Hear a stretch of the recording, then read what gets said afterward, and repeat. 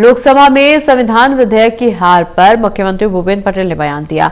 कहा कि कांग्रेस की दोहरी राजनीति बेनकाब हो गई है। हम मोदी के साथ हैं और हमेशा उनके साथ ही रहेंगे।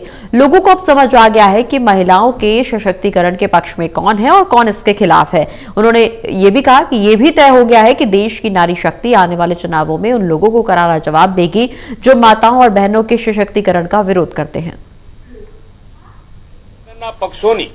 नारी शक्ति विरोधी मानसिकताना कारणे आ सुधारा बिल पसार थई शक्यु नहीं।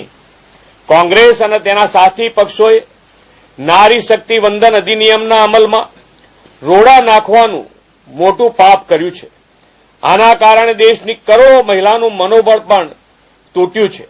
आजादीना दशको सुधी देश पर एक हत्थुं शासन करनारी कांग्रेस पार्टी नकारात्मकतानी राजनीति करी रही छे।